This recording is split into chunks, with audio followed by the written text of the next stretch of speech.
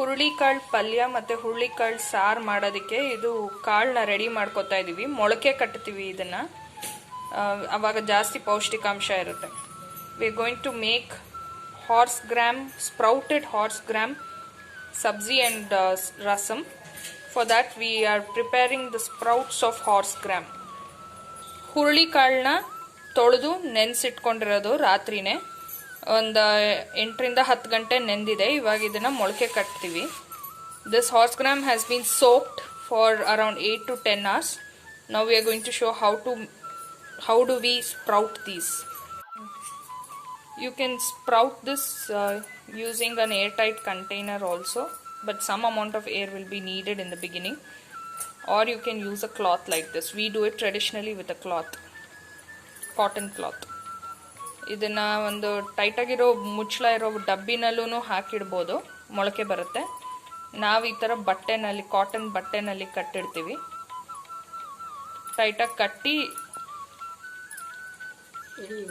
ಕಟ್ಟಿ ಅದನ್ನು ಡಬ್ರಿ ಕೆಳಗಡೆ ಇಡ್ತೀವಿ, ತೋರಿಸ್ತೀವಿ ಅದನ್ನು.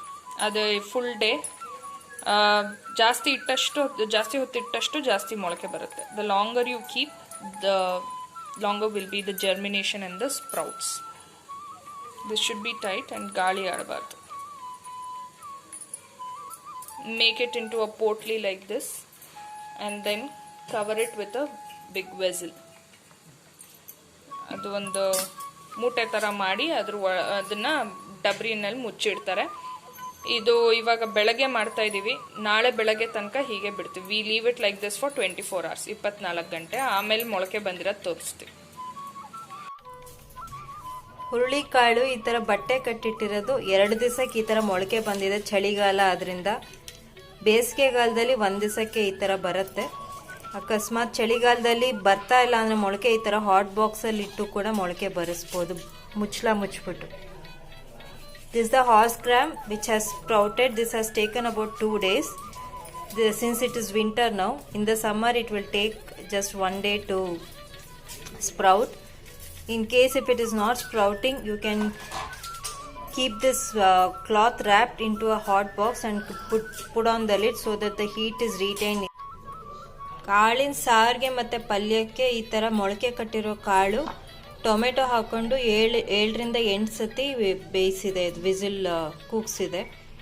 This the horse gram that has been sprouted. This has been cooked in the cooker for up to 7 to 8 whistles along with tomato. This will be made rasam as well as a sabzi of. This is again kept on the stove on the flame and salt will be added.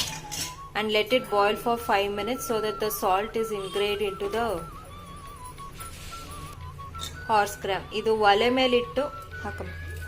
ಇದು whistle cool ಆದ್ಮೇಲೆ ತಿರ್ಗಾ ಇದನ್ನ ಒಲೆ ಮೇಲಿಟ್ಟು ಒಂದು 5 ನಿಮಿಷ ಉಪ್ಪು ಹಾಕಿ ಬೇಯಿಸುತ್ತೆ. ಉಪ್ಪು ಕಾಳು ಒಳಗೆ ಸೇರಿ ಈಗ ಬೇಯಿಸ್ಕೊಂಡಿರೋ ಕಾಳು ಮತ್ತೆ ನೀರು ಬೇರೆ ಮಾಡಿ ಇದ್ರದ್ದು ಸಾರು ಮಾಡುತ್ತೆ ನೀರಿಂದು. ಮತ್ತೆ ಇವಾಗ ಈ ಕಾಳಿಂದ ಪಲ್ಯ ಮಾಡುತ್ತೆ. ಈ ಸಾರು ಮಾಡೋ ವಿಧಾನ ಕೆಳಗಡೆ ಡಿಸ್ಕ್ರಿಪ್ಷನಲ್ಲಿರುತ್ತೆ.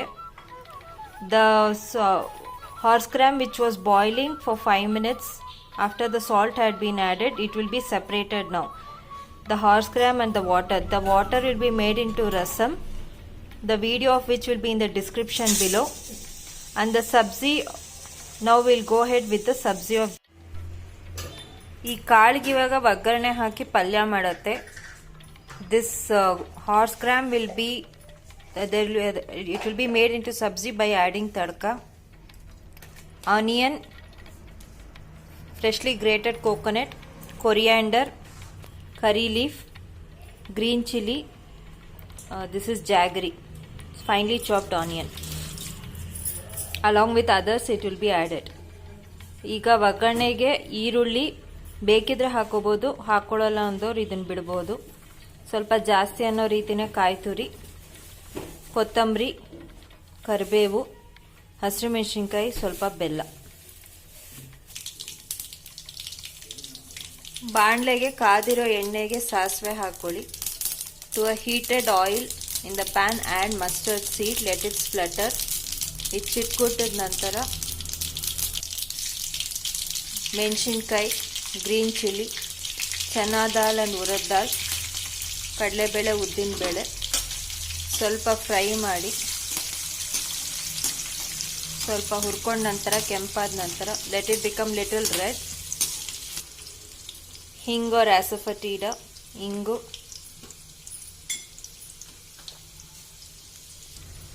ಕರಿಬೇವು, ಕರಿ leaf,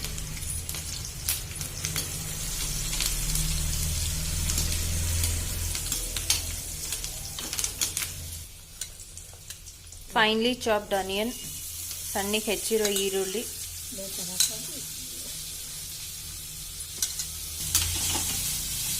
this will only be fried until it leaves a raw smell and the moisture in it.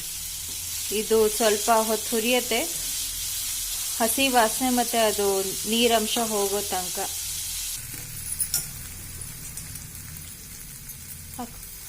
The onion has become transparent and it is cooked.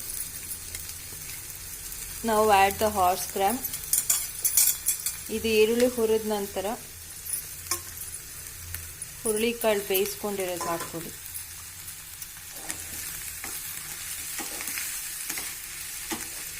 Mix it well.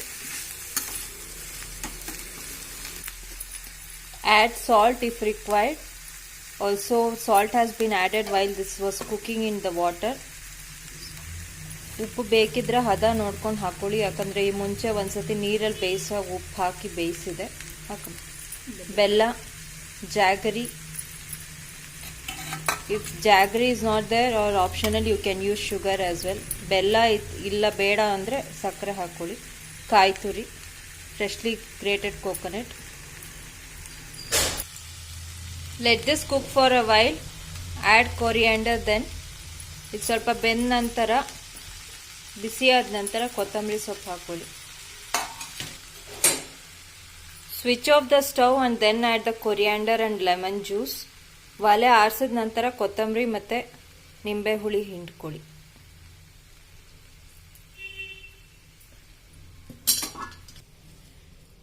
ಇದು ಹುರುಳಿಕಾಳು ಸಾರಿನ ಜೊತೆ ಅನ್ನ ಅಥವಾ ಮುದ್ದೆ ಜೊತೆ ತಿನ್ಬೋದು.